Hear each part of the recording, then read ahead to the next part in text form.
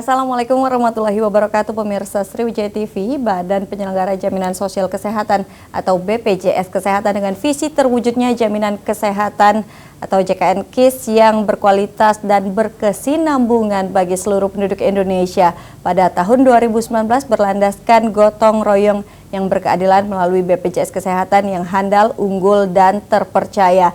Berdasarkan Peraturan Presiden Nomor 12 Tahun 2013 dan Peraturan Presiden Nomor 82 Tahun 2018 mengenai batas waktu pembayaran iuran BPJS Kesehatan. Dan untuk menjelaskan hal tersebut sudah bergabung bersama kita di sini. Saya akan sapa terlebih dahulu. Selamat datang Ibu Eka Natalia Astiani. Selamat datang. Assalamualaikum Bu. Waalaikumsalam. Sehat ya Bu ya. Beliau adalah Kabid Penagihan dan Keuangan BPJS Kesehatan Kantor Cabang Palembang. Nah, di sini kita akan menjelaskan juga nih mengenai yang tadi sudah kita bahas adalah Perpres. Ada dua nih yang tahun 2012 maksud kami nomor 12 tahun 2013 dan juga nomor 82 tahun 2018. Apa saja isinya, seperti apa penjelasannya, dan tidak lupa saya ajak Anda bergabung pemirsa bersama kami di line telepon 364666 atau di 364111. Kita akan berdialog dengan tema dengan gotong royong semua tertolong. Nah, sudah saya sampaikan di awal tadi ada Perpres nomor 12 tahun 2013 dan juga nomor 82 tahun 2018. Sebenarnya isinya itu tentang apa, Bu Eka? Ya, jadi kalau isi dari dua Perpres ini sebenarnya ada beberapa penyempurnaan, ya, tapi ada juga poin-poin yang masih sama gitu. Kalau khususnya untuk pembayaran iuran. Jadi kalau misalnya Perpres di Perpres 12 tahun 2008 kemudian 2018 di tahun 2013, kemudian ada Perpres 82 di tahun 2018 ini fokusnya semua mencakup baik itu ke penagihan, keuangan, pelayanan maupun kepesertaan. Nah, kalau yang sama dua-duanya itu masih menyatakan bahwa pembayaran iuran itu paling lambat tanggal 10 setiap bulan. Nah, gitu. Tanggal 10 tiap bulan. Dan juga yang berbeda di dua Perpres ini, ada yang berbeda atau? Ada, pastinya ada perbedaan yang cukup banyak ya, untuk terutama di penagihan, keuangan. Jadi kalau dulu tuh Perpres nomor 12 ini menyebutkan bahwa jika peserta yang kemudian menunggak ini kepesertaannya ingin diaktifkan kembali, maka peserta wajib membayar tunggakan iurannya 12 bulan ditambah 1 bulan itu berjalan. Di Perpres nomor 12. Di Perpres yang baru ini nomor 82? Iya, kalau di Perpres 82 sendiri, jadi kalau dulunya 12, maka di Perpres 82 ini menjadi 24 bulan. Iya, jadi 2 kali lipat ya, 24 bulan. Dan sama jika ingin mengaktifkan, maka selain 24 bulan, bulan berjalannya juga harus dibayar. Gitu. Jadi artinya di Perpres yang baru ini peserta BPJS ini memiliki tanggungan maksimal 24 bulan. Jadi seandainya pun mereka memiliki tunggakan harusnya 3 tahun. Betul. Seperti itu, memang saat ini maksimalnya di 2 tahun. Di 2 tahun. Betul. Seperti itu. Nah, yang mendasari perubahan dari Perpres yang 12 tahun 2013 ke yang 82 tahun 2018 ini, yang mendasari perubahan itu apa, Bu Eka? Baik, jadi kalau perubahan ini sebenarnya bukan hanya di Perpres nomor 12 saja. Sebelumnya sudah ada beberapa perubahan-perubahan sampai kemudian nanti akhirnya saat ini kita pakai yang Perpres 82 ini. Tujuan utama sebenarnya adalah karena adanya, kita ingin kesempurnaan ya, peraturan yang mengatur tentang jaminan kesehatan. Kemudian harapannya bahwa dengan adanya kesempurnaan ini, kita ingin menyempurnakan peraturan ini, bisa lebih ditingkatkan lagi jaminan kesehatannya, kualitas ya, kualitas jaminan. Kemudian bagaimana program ini bisa berkesinambungan.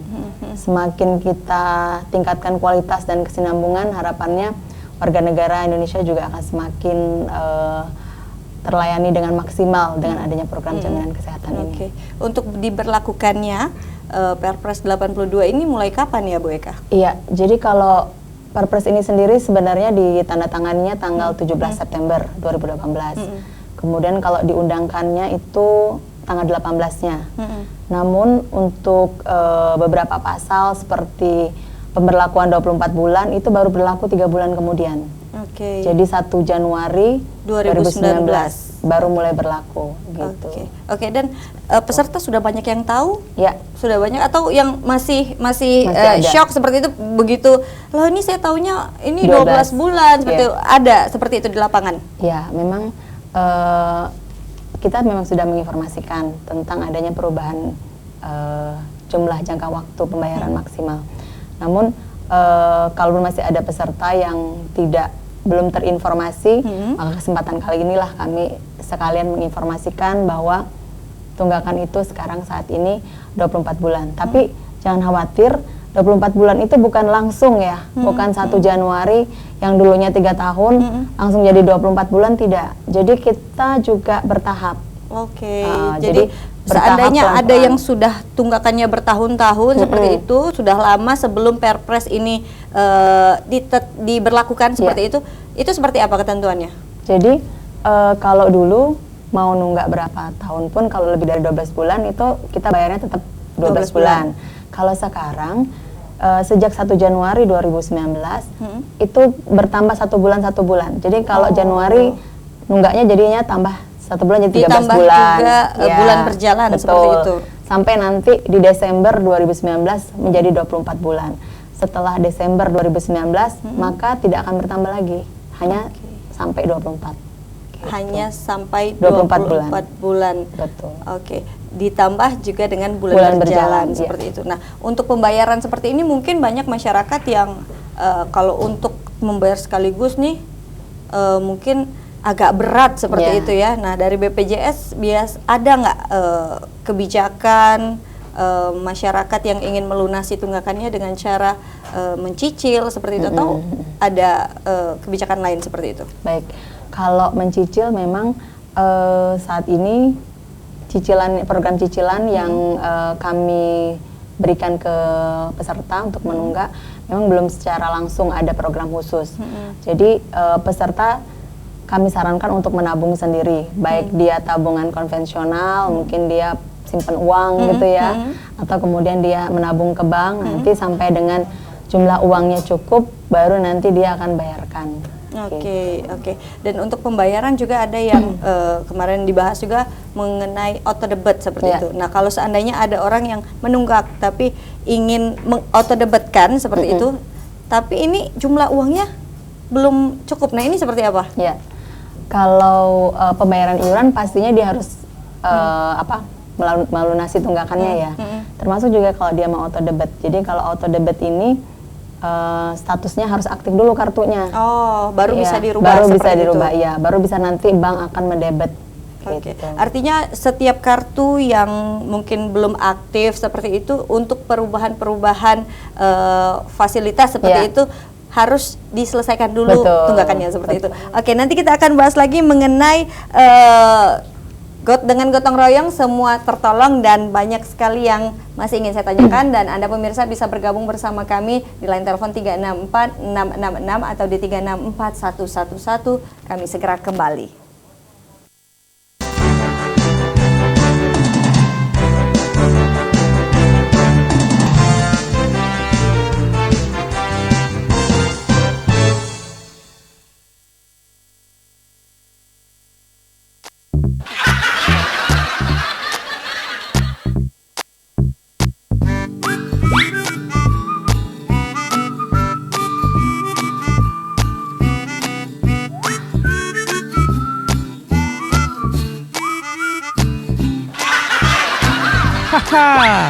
Saksikan aksi konyol mereka dalam Bujang Kelakar setiap Senin pukul 19.30.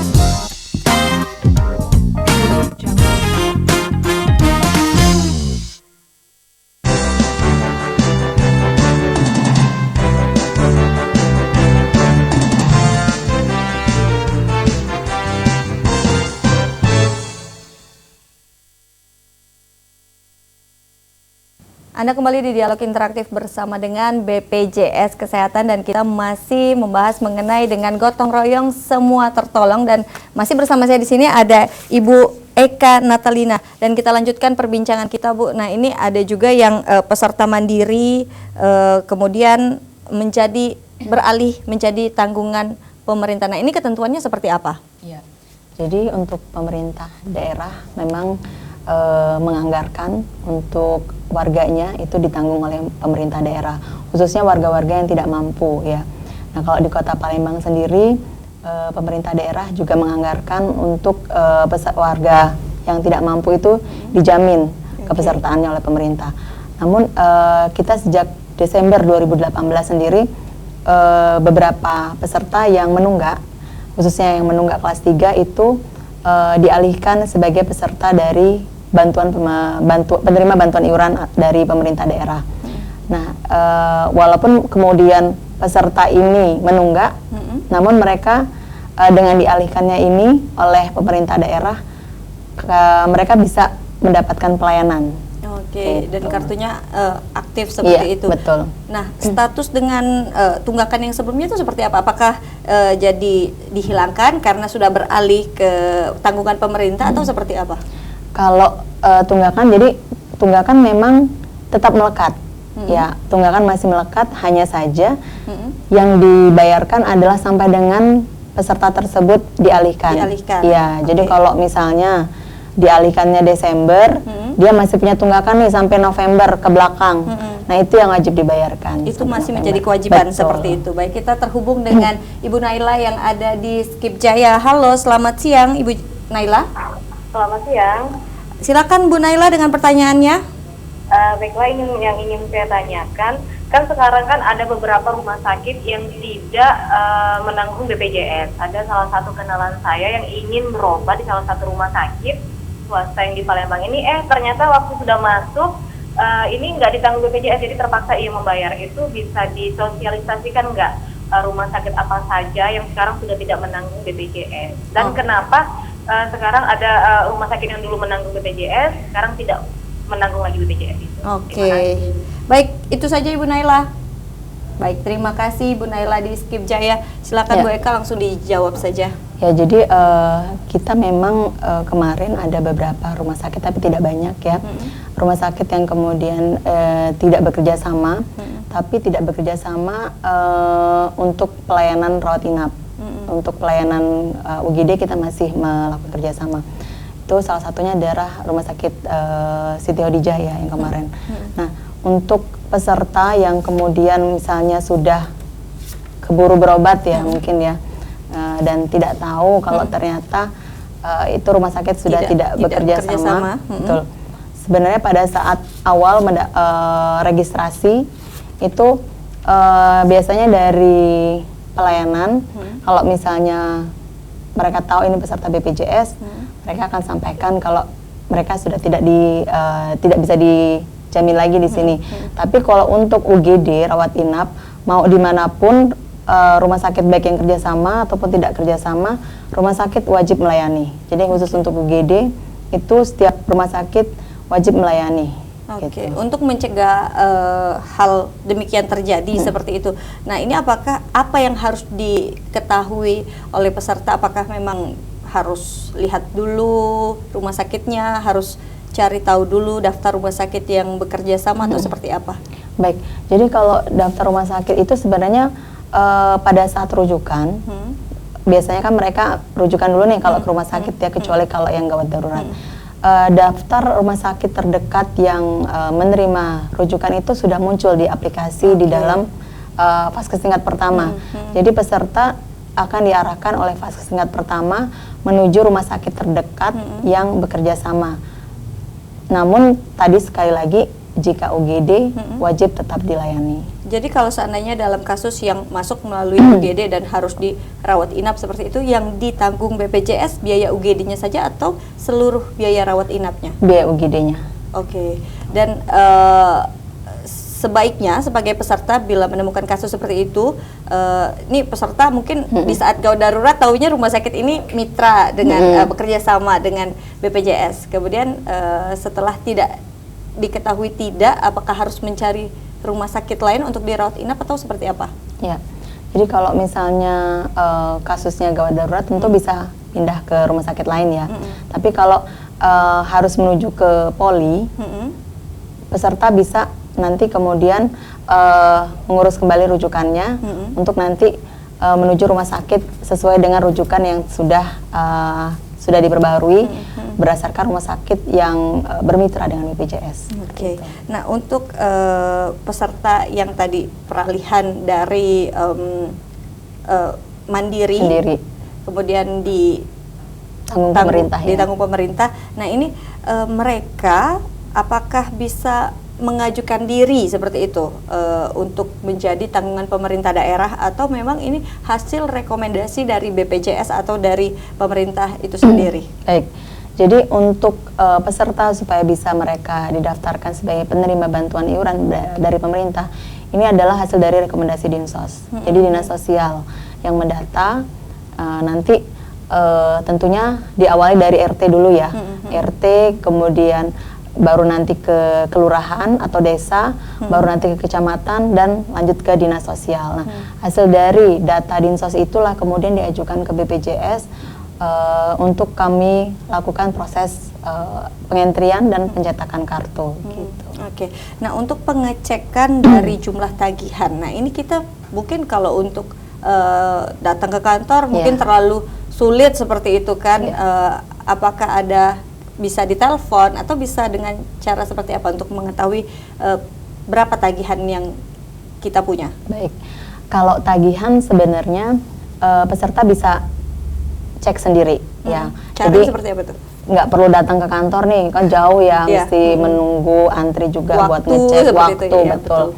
Jadi caranya, karena sekarang udah zaman serba digital, bisa download dari aplikasi mobile JKN yang ada di Play Store. Kemudian nanti peserta tinggal ikuti petunjuk untuk kemudian bisa login, dan akhirnya nanti peserta bisa cek di situ. Jadi bisa cek tagihan, kemudian mau ubah vaskes, ya mungkin kan sudah 3 bulan pengen ganti vaskesnya karena tidak sesuai atau mungkin jauh dengan tempat tinggal, nah itu bisa langsung dari handphone gitu, tanpa perlu datang ke kantor. Jadi lebih mudah seperti itu ya. Betul. Nah, kalau seandainya sudah dilihat seperti itu, ada peserta yang wah ini sudah batas maksimal 24 bulan seperti itu, dan merasa tidak memiliki kemampuan untuk membayar seperti itu, dan apakah itu akan dicabut kepesertaannya, atau misalnya udah deh saya tunggakannya terlalu banyak, saya mundurin diri aja gitu kan, bisa seperti itu atau tidak? Iya, jadi kepesertaan ini karena satu, pertama bersifat wajib, dan ini berlaku bagi seluruh penduduk Indonesia, warga negara Indonesia, dan kepesertaan ini mengikat sampai peserta tersebut meninggal. Artinya kalau misalnya peserta ini mungkin dalam tanda kutip ada tidak nyaman menggunakan, atau misalnya merasa jarang dipakai gitu ya. Nah, kepesertaannya hanya bisa dihentikan sementara dan akan aktif kembali jika melakukan pembayaran, sampai kemudian jika ditanggung pemerintah atau ditanggung perusahaannya, nah itu peserta tetap menjadi terdaftar sebagai peserta JKN. Oke, dan juga artinya ini memang dengan banyaknya peserta ini malah membantu peserta yang lain. Betul. Seperti itu ya, Bu. Nah, terus juga ini bagaimana kalau misalnya peserta ini sudah tidak membayar sampai dengan batas waktu, kemudian juga yang bersangkutan ini ingin melunasi, dan juga pada saat dia melunasi dia baru harus masuk rumah sakit. Nah, ini ada denda atau seperti apa? Tapi jangan dijawab dulu karena kita harus jeda. Tidak lupa saya undang Anda pemirsa untuk bergabung bersama kami di line telepon 364666 atau di 364111. Kami kembali sesaat lagi.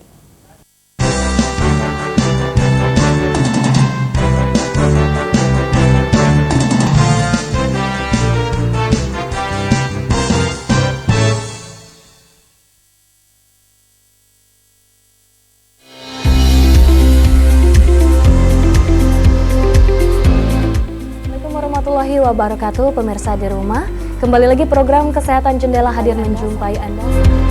Saksikan informasi kesehatan keluarga Anda dalam Jendela setiap Sabtu pukul 19 waktu Indonesia Barat.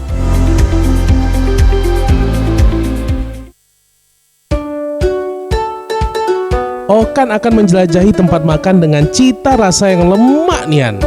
Pastinya bisa buat kalian baper.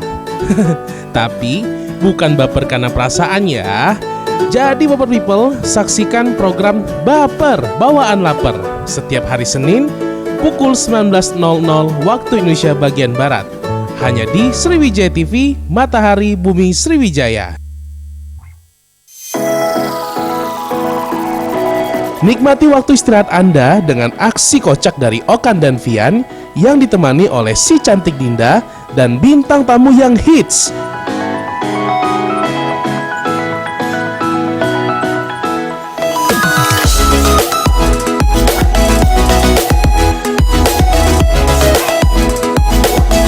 Dalam Sriwijaya Now, setiap Jumat pukul 9 malam.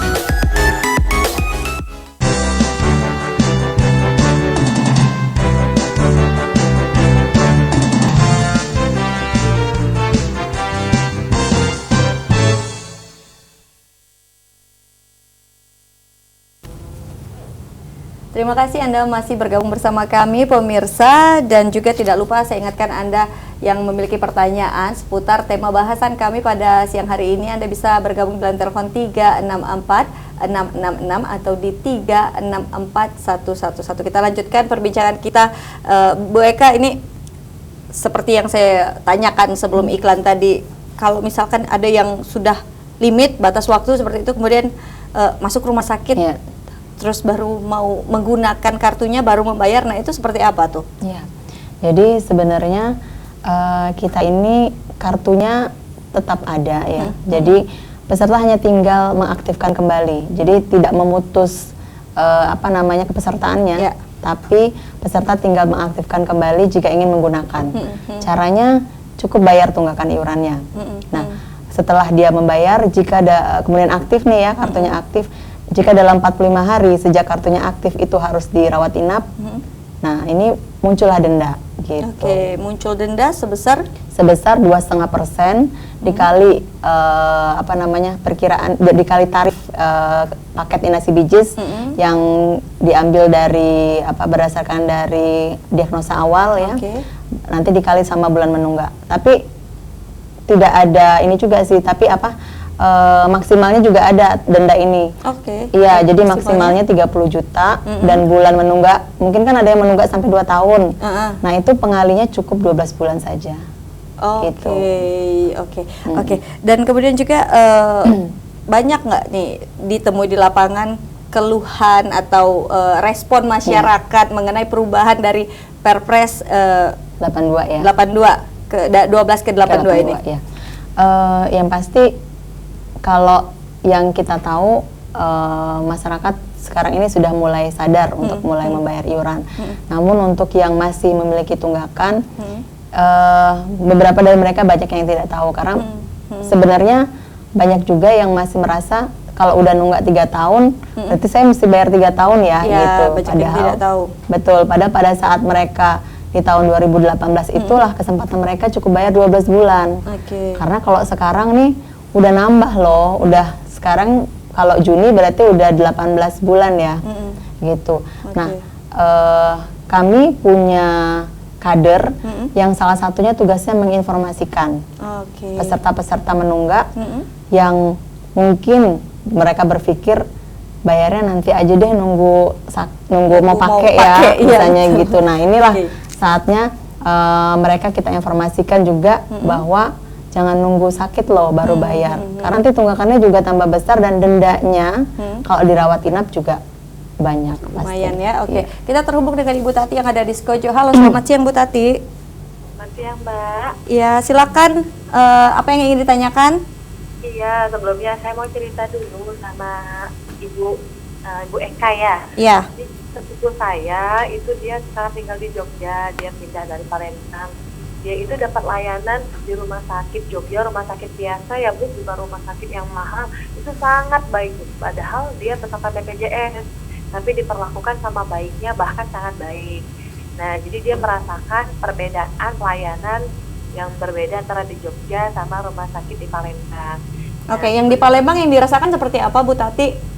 Berbeda, misalnya kalau peserta BPJS itu kurang diladenin gitu Mbak. Kalau di sana itu sama, dia kan yang sakit anaknya, jadi anaknya pagi-pagi bangunin, disuruh mandi, diganti baju. Kalau di sini kan agak berbeda, saya pun merasakan seperti itu. Nah, menurut Ibu, apa yang membuat pelayanan rumah sakit itu suka berbeda untuk peserta BPJS dibandingkan dengan yang bukan peserta di Palembang khususnya ya Bu ya? Oke. Terus, apakah moto gotong royong semua tertolong itu berlaku untuk seluruh rakyat di Indonesia atau dibagi per region Bu? Misalnya peserta BPJS Sumsel untuk menolong warga Sumsel saja. Ya mungkin kan di Pulau Jawa peserta BPJS-nya atau lebih aktif atau lebih disiplin. Jadi pelayanan rumah sakit pun tidak berbeda antara peserta dengan yang bukan peserta BPJS. Oke, baik. Itu saja Ibu Tati. Itu saja Mbak. Baik, terima kasih. Langsung ditanggapi saja Iya. Bu Eka. Terima kasih Bu Tati sudah menggunakan kartu JKN ya, dan sudah memanfaatkan kartu JKN-nya. Dan kami juga ucapkan terima kasih, berarti aktif nih membayar iuran karena Statusnya aktif seperti itu ya. Aktif ya. Baik, jadi sebenarnya tidak ada diskriminasi di semua tempat, itu harus dilayani dengan baik. Karena sesuai visi kami juga bahwa jaminan kesehatan ini harus terwujud yang berkualitas tanpa diskriminasi. Jadi mau siapapun, mau dia peserta mandiri atau dari PNS atau seperti apa, misalnya mau kelasnya 1, 2, 3 itu harus dilayani secara rata dan adil. Nah, jadi kalau misalnya kenapa ya pelayanan di sana Jawa ya lebih bagus baik, ya, di Palembang dibanding Palembang ya, kurang memuaskan seperti itu. Ya.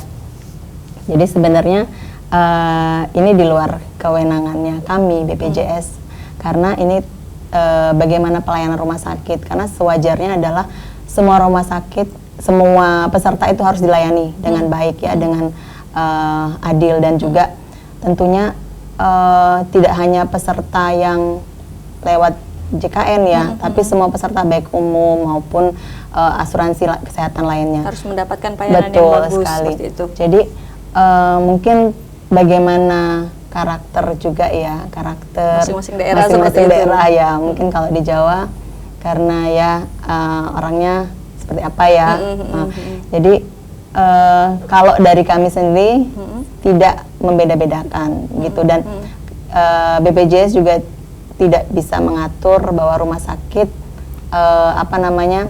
harus melayani seperti ini karena ini ada di kewenangannya rumah sakit. Tapi yang diinginkan kita semua adalah seluruh peserta itu dilayani tanpa diskriminasi. Oke. Gitu. Kalau ditemukan kasus seperti itu tadi, ada rumah sakit yang tidak melayani secara baik seperti itu. Nah, ini ada sanksi juga nggak dari BPJS? Iya.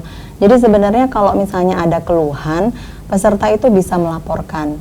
Jadi bisa lewat hotline kami 1500-400 atau juga lewat mobile JKN, karena di aplikasi mobile JKN itu ada fitur keluhan. Oke. Iya, ada saran dan keluhan. Jadi kalau peserta merasa saya tidak dilayani ini dengan baik ya, ada diskriminasi seperti itu, nah itu bisa dilaporkan. Nanti kami akan tindak lanjuti ke rumah sakitnya, asalkan jelas kejadiannya kapan, rumah sakitnya apa, kemudian Siapa siapa orangnya, orangnya, nomor kartu pesertanya berapa, dilayaninya kapan gitu ya. Jadi kita bisa cepat menindaklanjuti. Jadi kalau misalnya nanti keluhan itu timbul, kami bisa langsung feedback ke rumah sakit. Oke. Seperti itu. Oke. Nah, tadi pertanyaan Bu Tati juga moto dari Gotong royong, gotong ya. royong semua tertolong. Apakah ini seluruh Indonesia atau per regional seperti itu? Baik, kalau gotong royong ini tentunya itulah kenapa kami butuh jumlah peserta yang banyak, kemudian iuran ya wajib dibayar, karena iuran peserta yang dibayarkan oleh peserta tersebut, iuran itu digunakan oleh peserta lain yang sakit. Jadi peserta lain sakit itu mereka mendapatkan biaya pelayanan kesehatan dari peserta-peserta yang aktif membayar. Jadi kalau misalnya nanti yang sakit aja yang bayar, yang sehat nggak mau bayar, ya tentunya tidak akan tercukup ya dana ini untuk membiayai peserta yang sakit tersebut. Makanya kita butuh gotong royong. Jadi yang sehat bantu yang sakit. Demikian juga sebaliknya, nanti pada saat yang sehat ini sudah sembuh ya, dan yang sakit, yang sehat ini kemudian sakit, mereka akan bergantian. Dan ini tidak bisa per daerah. Oke. Jadi seluruh Indonesia, seluruh warga negara Indonesia. Oke, jadi dananya akumulasi seluruh Betul. Indonesia seperti itu ya. Mudah-mudahan bisa menjawab pertanyaan dari Ibu Tati tadi. Oke, nah kembali lagi tadi mengenai penyuluhan sosialisasi Perpres, perubahan Perpres. Ya, betul.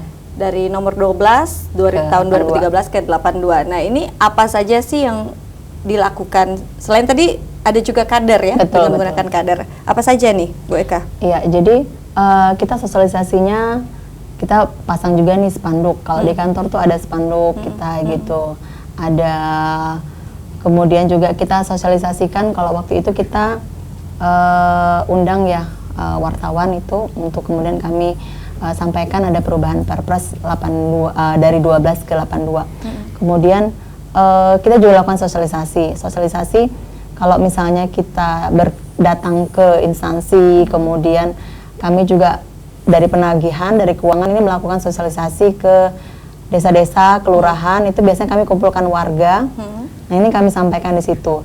Selain yang tidak kalah penting adalah dari kader yang kami punya. Oke, jadi ini.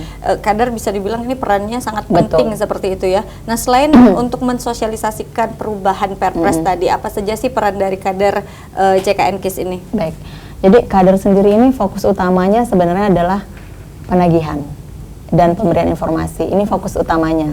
Nah, mereka bertugas untuk mengingatkan bayar iuran sebelum tanggal 10. Kemudian kalau yang sudah menunggak, mengingatkan untuk kemudian membayar tunggakan tersebut di channel-channel bayar. Oke. Kemudian juga informasi, karena kita tidak bisa mendatangi warga satu-satu.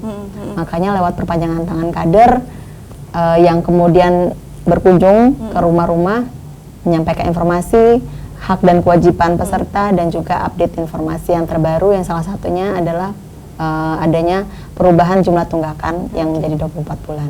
Oke, layanan apa saja yang didapatkan dari peserta melalui kader JKN KIS ini? Baik, jadi kalau kader ini selain kemudian mereka menagih tadi ya, mengingatkan pembayaran iuran, menagih, mereka juga bisa menerima pendaftaran. Jadi kalau pendaftaran iuran, misalnya kalau ke kantor kan jauh tuh, yang rumahnya terlalu jauh dengan kantor, kemudian belum lagi harus antri. Nah, itu mereka bisa daftar lewat kader. Gitu, kader bisa terima pendaftaran. Kemudian kalau misalnya peserta yang menunggak bayar lewat kader, nah itu misalnya kartunya hilang nih, atau misalnya kartunya sudah rusak, mereka boleh minta bantu kader untuk mencetak kartu. Oke. Gitu. Nah, tapi tadi dijelaskan juga kan seandainya ada kesulitan orang yang membayar tunggakan seperti itu. Nah, disarankan tidak kalau seandainya ya udah saya nyicil lewat kader aja gitu. Disarankan atau tidak? Baik. Jadi kader sendiri selain sebagai menerima pembayaran itu, mereka sebenarnya adalah juga channel bayar. Jadi kader wajib memiliki agen wajib jadi agen PPOB.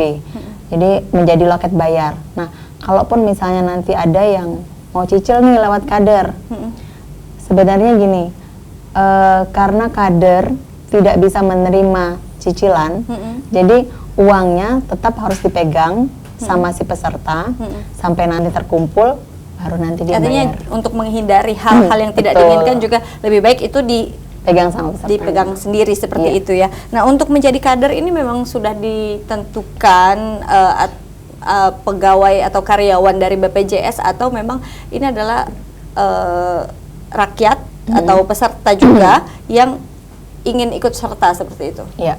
Kader ini sebenarnya ada mitra. Jadi kader ini mitranya BPJS Kesehatan, pihak ketiga yang kami rekrut untuk menjadi perpanjangan tangannya BPJS Kesehatan. Dan kader ini juga sebagai corongnya kami untuk menyampaikan informasi ke peserta-peserta, khususnya peserta yang menunggak tadi. Dan yang wajib utama sebagai calon ya kalau menjadi kader, yang pertama adalah dia wajib kunjungan. Karena nggak bisa nih kalau kita nggak kunjungan ke rumah-rumah gitu. Itu wajib banget untuk kunjungan. Kemudian yang pasti dia juga harus terdaftar sebagai peserta BPJS yang tidak menunggak. Yang tidak menunggak karena Iya. harus menginformasikan Betul. kan, harus mencontohkan diri sendiri juga. Nah, Betul. ini ada satu lagi pertanyaan mengenai bayi yang akan lahir seperti itu. Nah, ini harus didaftarkan atau memang otomatis terdaftar atau seperti apa? Baik, jadi bayi baru lahir dari peserta BPJS, jadi orang tuanya adalah peserta BPJS, itu secara otomatis akan wajib dia didaftarkan. Jika orang tuanya adalah peserta mandiri, Iya. maka wajib didaftarkan dan dalam waktu 28 hari sejak dilahirkan. Tapi jika orang tuanya adalah peserta dari bantuan iuran pemerintah, baik yang APBN atau APBD, maka secara otomatis anaknya itu sudah terdaftar. Jadi Betul. tidak perlu mengurus sendiri lagi seperti itu. Betul. Nah, kalau misalnya untuk bayi yang baru lahir seperti itu sudah didaftarkan, itu di usia kehamilan berapa bulan? Jadi kalau saat ini, kalau dulu itu kan begitu sudah ada denyut ya, sudah ada detak jantung, itu sudah bisa didaftarkan. Nah, saat ini setelah lahir pun tidak masalah. Oh, Udah jadi bisa. setelah lahir pun Sampai dengan masih bisa 28 seperti hari. itu. Betul. Oke, jadi mungkin banyak ibu-ibu yang mungkin nih anaknya belum didaftarin, buru-buru mungkin antara mau melahirkan, antara mau daftarin BPJS juga seperti itu. Jadi bisa setelah melahirkan baru mendaftarkan bayinya pun Iya. tidak apa-apa Ya, seperti itu. asalkan nanti dalam 28 hari sejak dia dilahirkan itu wajib dia bayar iuran. Wajib bayar iuran. Oke. Dan itu sudah ditanggung walaupun seandainya dalam kurun waktu 28 hari setelah dilahirkan sudah keluar rumah sakit. Nah, iurannya belum dibayarkan, itu seperti apa? Jadi dalam 28 hari dia wajib membayar nih si bayi ya, si bayinya. Nah, kalau misalnya terjadi sesuatu pada bayi, itu tetap bayi tersebut masih mendapat jaminan. Nah, tapi bayi tersebut tetap wajib harus segera diurus untuk pendaftarannya. Oke. Artinya belum bisa keluar rumah sakit juga kalau belum selesai didaftarkan atau seperti apa itu? Ya, jadi kalau misalnya dia prosesnya belum selesai, kemudian harus ada mungkin biaya pelayanan kesehatan ya yang harus diurus. Kita ada waktu juga saat bayi itu sudah dilahirkan, dijamin ini setelah si orang tuanya mengurus dan dibayarkan aktif, maka bisa langsung digunakan. Jadi intinya adalah setelah didaftarkan kena 14 hari, maka si peserta wajib. Jadi ada waktu 14 hari nih dari 28 hari dia punya kewajiban. Jadi selama 28 hari sebenarnya itulah proses dia wajib mendaftar. Oke. Karena setelah jadi dalam 28 hari itu proses daftarnya wajib disegerakan.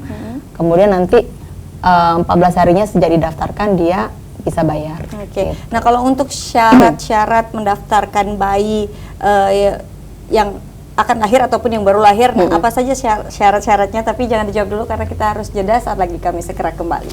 Iya.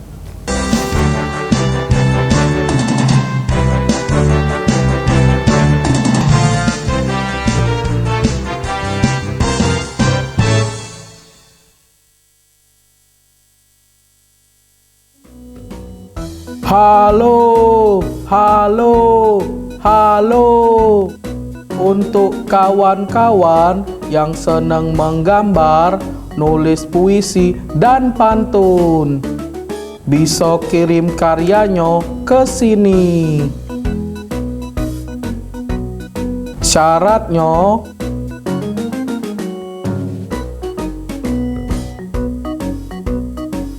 karya yang terpilih age tayang di program Si Bedul dan dapat bingkisan dari Bedul. Saksi ke Si Bedul setiap hari Jumat jam 4 sore cuma di Sriwijaya TV. Dadah.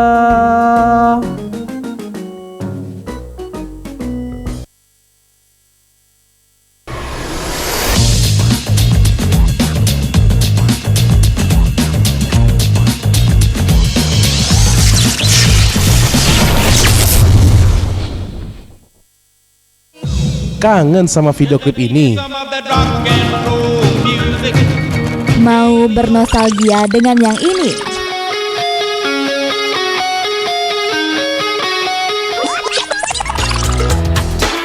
Di sini tempat kalian bisa merequest dan bernostalgia dengan klip-klip lawas.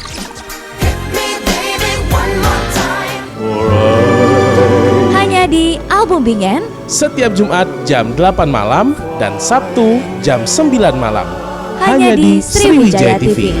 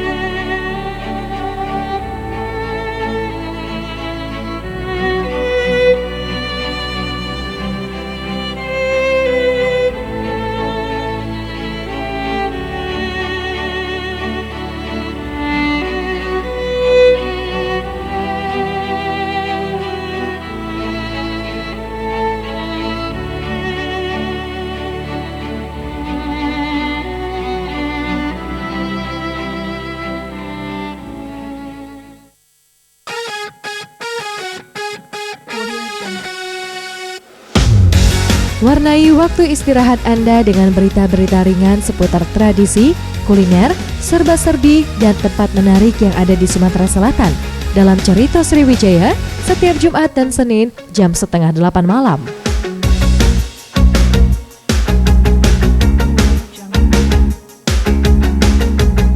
Informasi terkini seputar hiburan, tren, gaya hidup, hobi, dan komunitas yang ada di Sumatera Selatan tersaji dalam Bujang Kades setiap Selasa jam 8:30 malam. Rangkaian berita-berita seputar dunia olahraga di Sumatera Selatan kami rangkum dalam Gol Gelora Olahraga setiap Senin jam 9 malam hanya di Sriwijaya TV.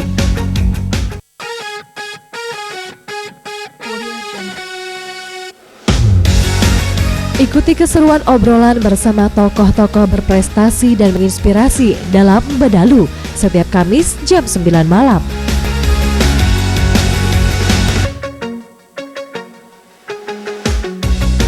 Bincang-bincang yang membahas seputar gaya hidup dan dunia kesehatan tersaji dalam Jendela setiap Sabtu jam 7 malam. Salurkan aspirasi Anda seputar peristiwa-peristiwa terkini yang terjadi di Sumatera Selatan dalam Ngopi 45 setiap Rabu jam 7 malam. Talk show program hanya di Sriwijaya TV.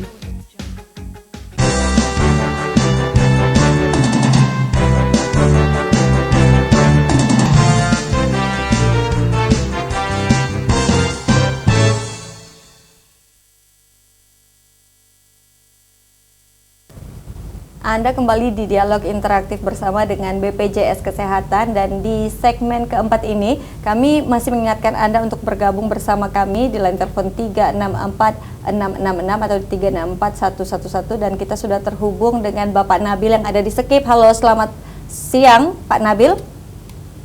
Ya, halo. Ya, silakan Pak, apa yang ingin ditanyakan? Oh, gini. Ya, gini Bu, ya kan kemarin itu kan waktu proses melahirkan itu kemarin kan istri saya sudah, maksud saya anak saya ditanggung sama perusahaan yang istri saya bekerja. Jadi waktu kartu BPJS-nya itu masih atas nama bayi, nyonya, nama istri kayak gitu Bu. Nah ini kan sudah selesai dari masa melahirkan, maksudnya mau dirubah dengan nama asli sang anak, itu gimana Bu ya? Terus untuk pembiayaannya apakah kemarin kan ikut perusahaan yang istri, kalau sekarang mau dirubah ke perusahaan suami gimana Bu prosesnya Bu? Oke, baik. Ada lagi Pak Nabil? Untuk sementara itu aja Bu. Oke, baik. Terima kasih Pak Nabil. Silakan langsung ditanggapi Bu Eka. Baik, Pak Nabil. Jadi kalau dulu masih namanya mungkin bayi nyonya ya, karena belum ada namanya ya, baru dilahirkan. Jadi kalau mau merubah sesuai nama yang sekarang sudah ada, itu syaratnya wajib sudah ada dalam KK dulu. Jadi nama anaknya sudah masuk dalam KK, sudah punya NIK ya, nomor induk kependudukannya, baru nanti bisa dilaporkan. Nah, karena ini anak dari pegawai, jadi ibunya ini adalah karyawan ya, karyawati. Jadi nanti pengurusannya melalui PIC badan usaha tersebut, gitu. Nah, kalau misalnya kemudian si ibu sudah tidak bekerja lagi atau misalnya pingin dialihkan nih sama tanggungan si bapak. Iya. Nanti tinggal itu pengurusannya lewat PIC, tapi syarat utamanya adalah sudah masuk dalam KK. Jadi kalau udah dalam KK, udah ada namanya, udah ada NIK, baru bisa diurus. Baru bisa diurus seperti itu. Nah, kalau seandainya pun dalam tengah waktu yang belum dimasukin ke dalam KK masih namanya bayi nyonya A misalnya seperti itu. Nah, kalau seandainya mau menggunakan BPJS kesehatan misalkan untuk ada sakit atau seperti apa, anaknya masih bisa atau? Ya, jadi bayi nyonya itu juga ada jangka waktunya 3 bulan sejak dia dilahirkan. Jadi kalau udah bertahun-tahun yang nggak diurus, dia harus harus menyelesaikan dulu itu, di input dulu, urus dulu, dilaporkan, bawa kakaknya, baru nanti bisa digunakan, baru punya kartu. Karena kan posisinya sekarang pasti sudah umurnya juga sudah lebih dari 3 bulan, sehingga kalau dia mau menggunakan wajib sudah ada namanya. Oke, jadi kalau seandainya masih belum diurus, hanya batas waktu 3 bulan bisa digunakan. Seperti itu. Oke, nah untuk syarat mendaftarkan bayi yang baru lahir atau calon bayi seperti itu, apa saja yang harus disiapkan orang tua? Yang pasti peserta itu membawa atau menyiapkan surat keterangan lahir yang mungkin bisa minta sama bidan ya atau dokter kandungan, yang di situ ada menyebutkan jenis kelaminnya, jenis kelamin, kemudian perkiraan tanggal lahir, dan juga sudah ada denyut jantungnya. Nah, itu setelah dibawa disiapkan juga kopi kartu BPJS orang tuanya, kemudian KK. Nah, tinggal diurus saja nanti di kantor. Oke. Dan ada syarat seperti mungkin kedua orang tuanya harus aktif seperti itu. Pastinya sih harus aktif ya, karena kita mau melakukan perubahan data dengan status kartu harus aktif. Otomatis kalau misalnya masih ada tunggakan, itu tidak bisa dilakukan sebelum peserta melakukan pembayaran. Oke, baik, kita sudah terhubung juga dengan Ibu Lia yang ada di Bukit. Halo, selamat siang Ibu Lia. Halo, selamat siang. Silakan Bu, apa yang ingin ditanyakan? Iya, mau tanya, kalau misalnya peserta BPJS, kalau mau liburan ke luar negeri, itu gimana? Kalau tiba-tiba mendadak sakit, itu bisa nggak ya pakai BPJS-nya? Atau seperti apa baiknya? Soalnya kan rumah sakit di sana kan mahal, kita takutnya terserang penyakit gitu. Itu aja mau ditanyakan.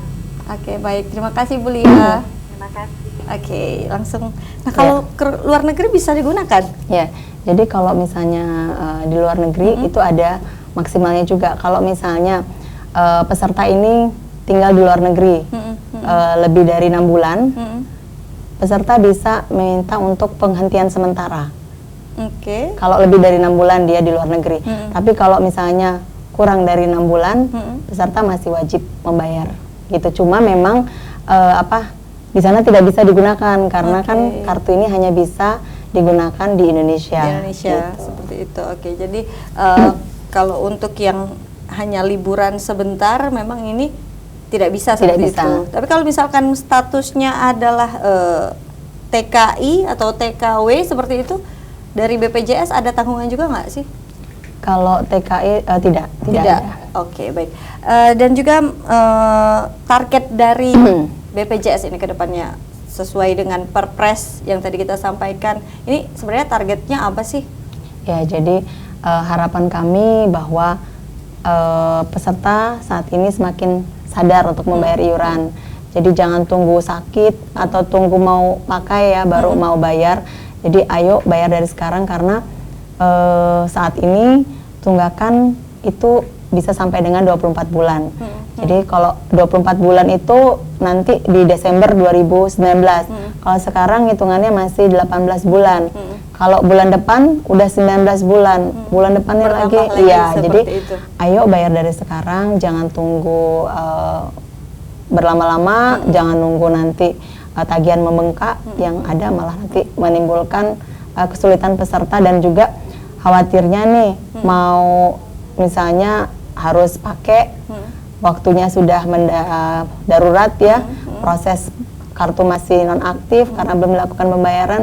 Jadi jangan tunggu sakit, intinya ayo bayar dari sekarang. Oke. Dan juga bisa dibayangkan juga kalau misalkan ditunggak lama-lama seperti itu, ya kalau untuk satu orang seperti itu, kalau dikalikan jumlah keluarga, mungkin akan cukup lebih memberatkan seperti itu ya. Nah, kalau untuk pembayaran, mungkin bisa diingatkan juga untuk pemirsa, di mana saja sih bisa membayar iuran BPJS Kesehatan? Jadi peserta ini bisa melakukan pembayaran itu banyak sekali channel-channel pembayaran kita. Ada di Indomaret, kemudian Alfamart, kemudian kantor pos, juga bank mitra kita ya. Ada Bank BCA, Bank Mandiri, BNI, BRI, kemudian Bank Sumsel juga bisa.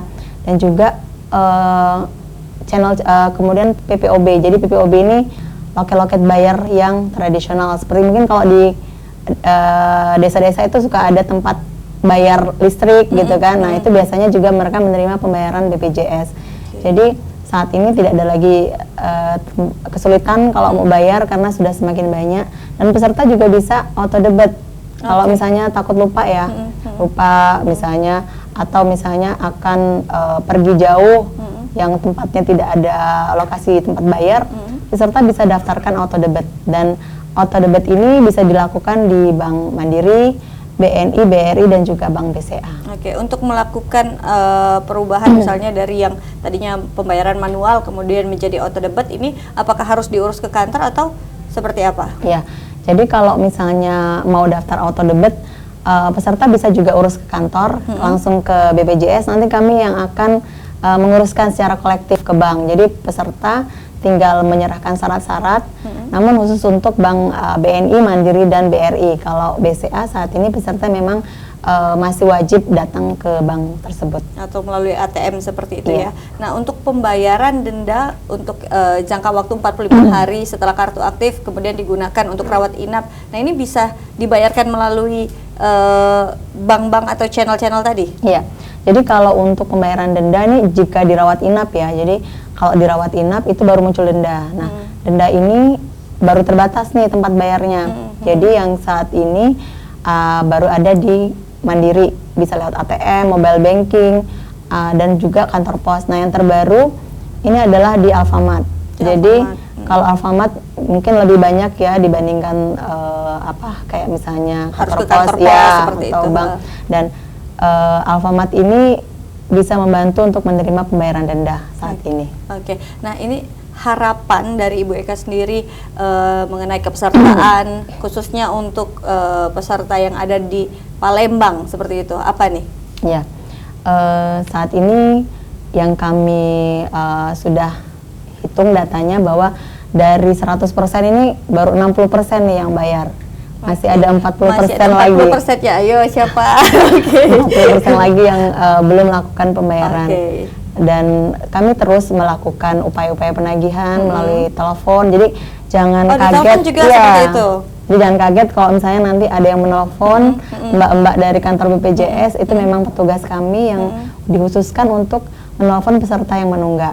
Oh, mengingatkan begitu. Seperti Betul, itu. Iya. Jadi harapan kami juga bahwa dari 40 ini mungkin tergugah untuk segera melakukan pembayaran karena terus terang bahwa iuran dari 40% ini itu akan kita gunakan untuk membantu seluruh peserta yang saat ini mungkin sedang sakit dan membutuhkan pelayanan. Artinya jangan tunggu sakit. Jadi di saat masa kita sehat seperti ini kita melakukan pembayaran dengan disiplin, kita sudah membantu orang lain yang membutuhkan, seperti itu ya. Betul. Oke. Terakhir nih ada yang ingin disampaikan untuk pemirsa? Iya, baik. Kebetulan saat ini juga kami sedang membutuhkan kader nih. Jadi melalui kesempatan ini kami juga mengajak warga yang mungkin tertarik ingin menjadi kader JKN, silahkan daftar, silahkan ajukan lamaran ke kantor BPJS.